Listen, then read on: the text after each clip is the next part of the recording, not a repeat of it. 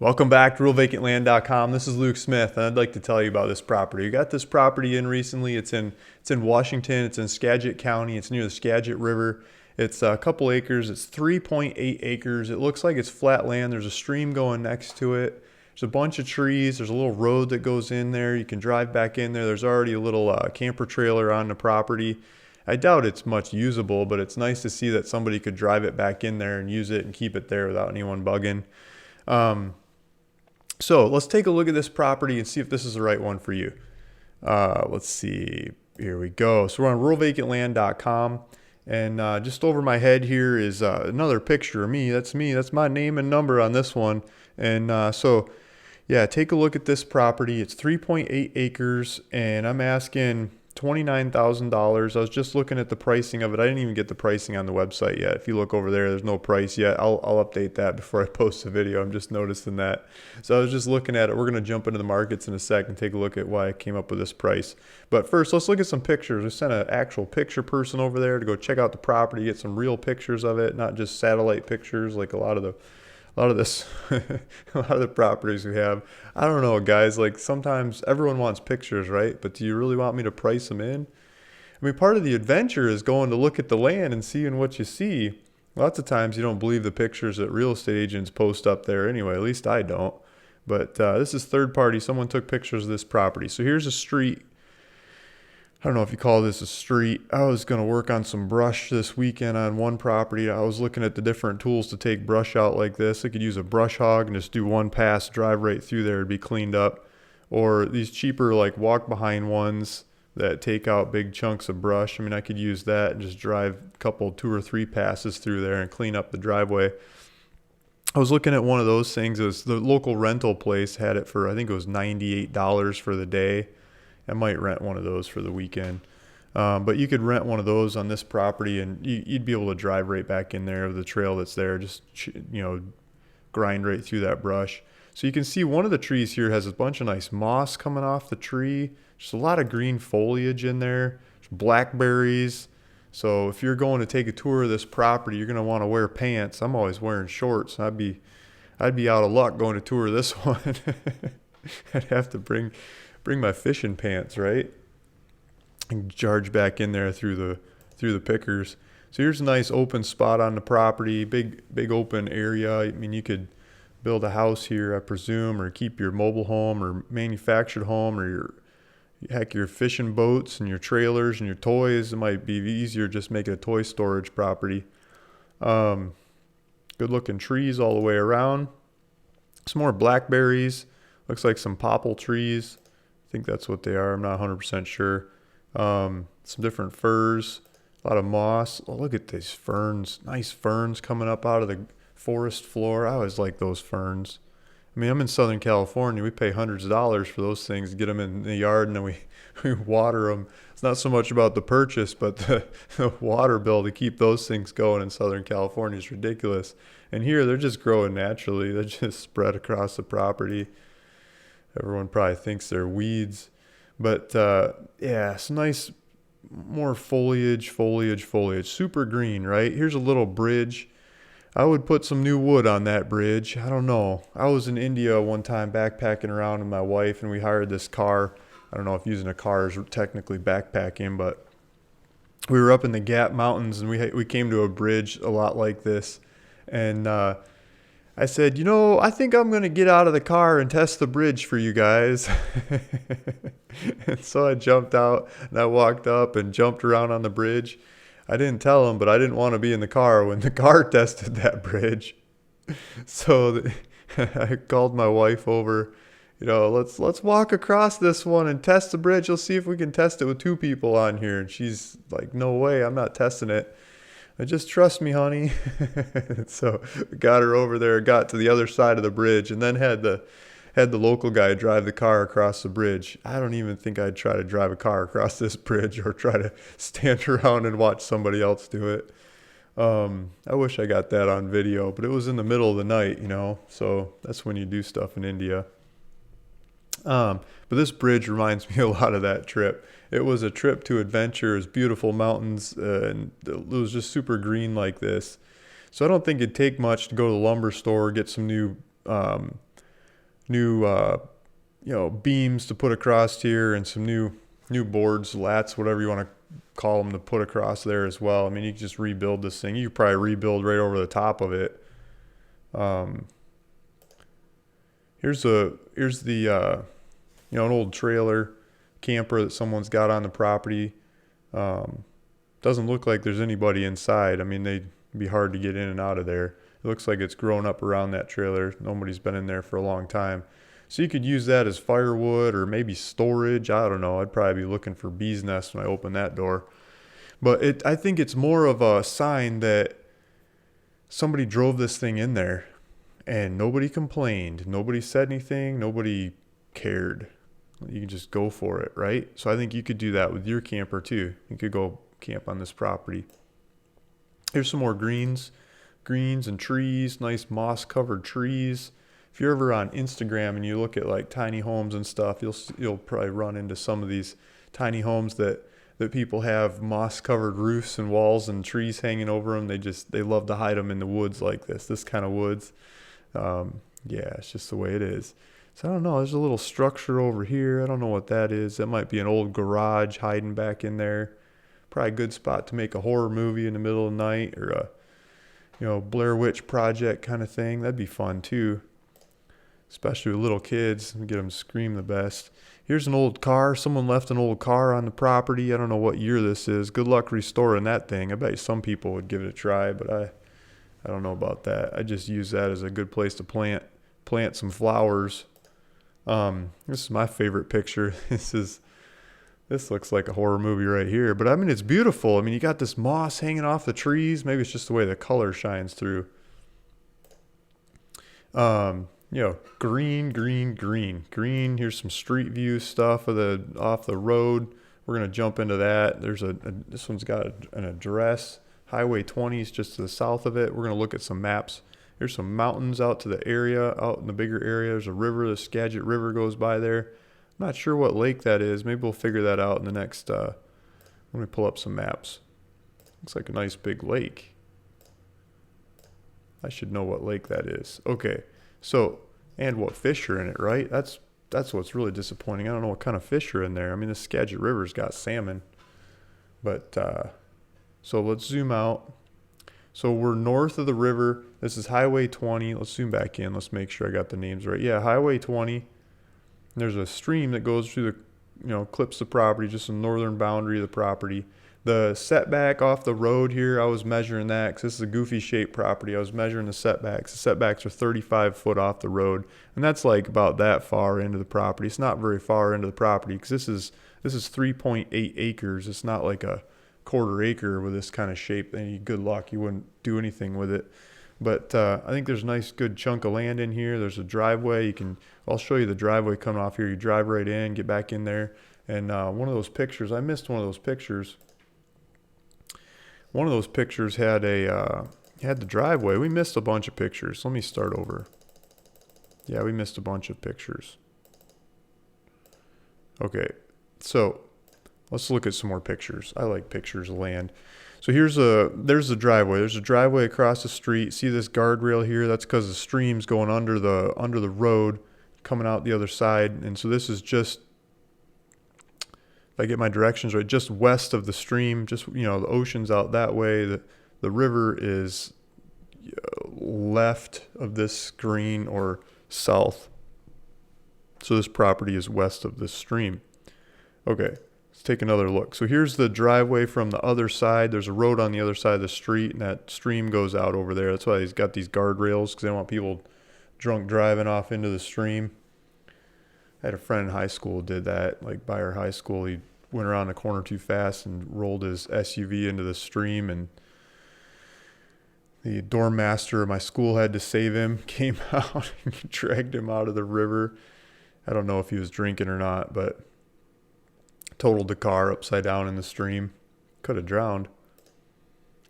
There's a driveway. There's like an old truck in there. There's a sign that says something like K whatever. Some radio station is back in there.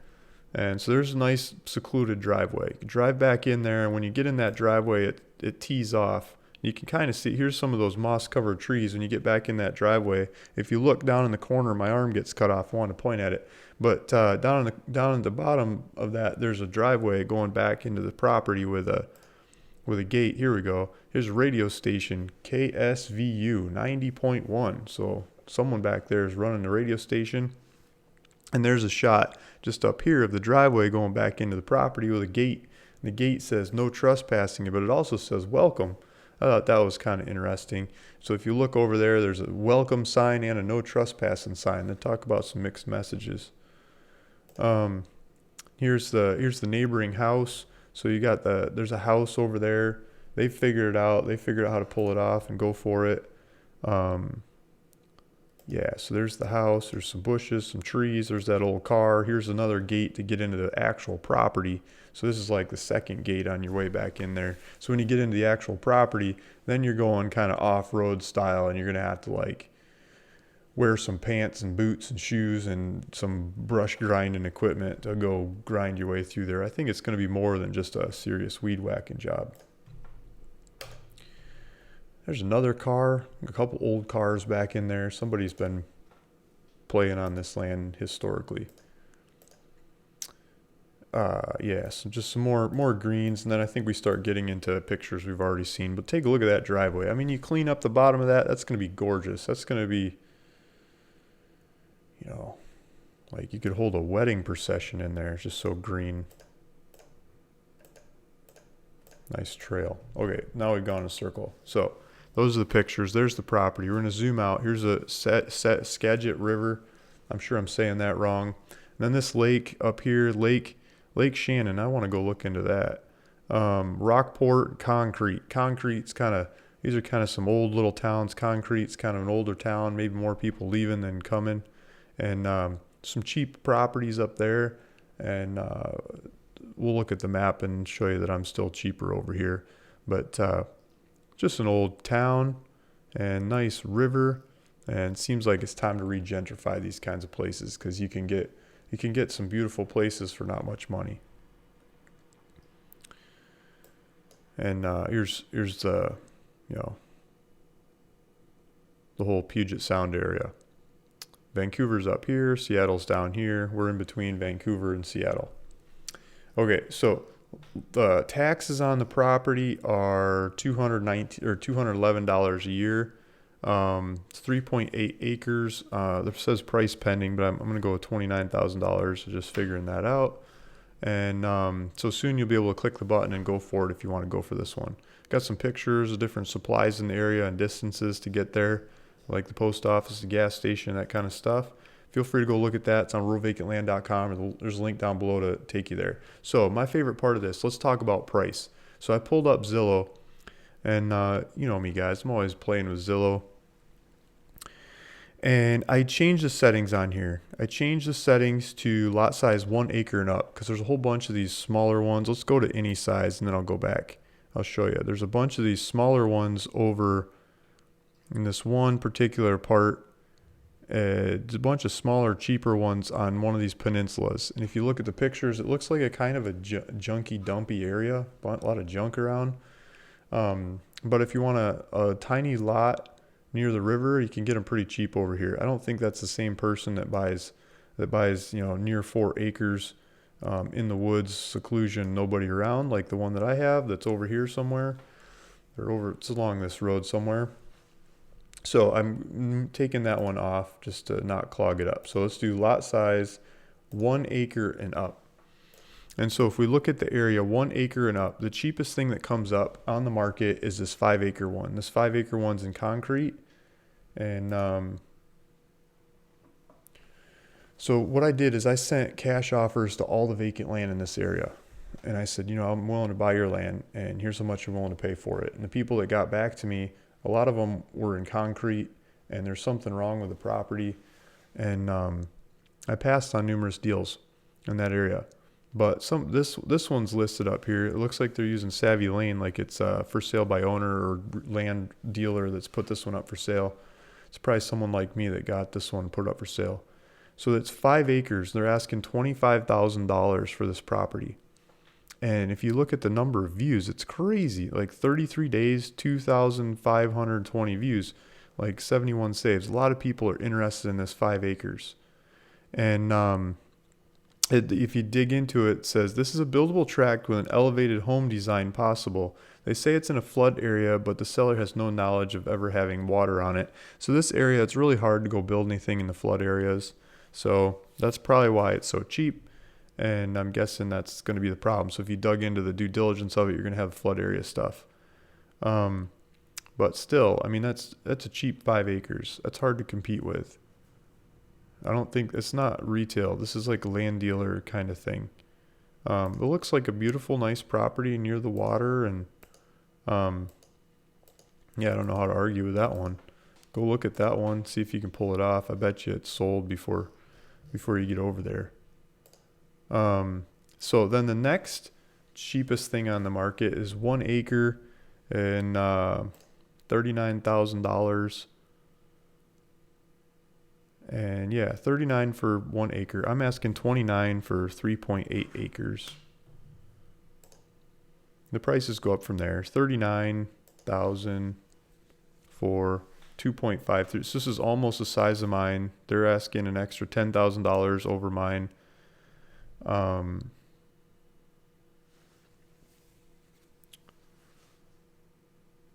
It's a good area to park your RV, motorhome, electricity, wooded, beautiful evergreen for riding trails.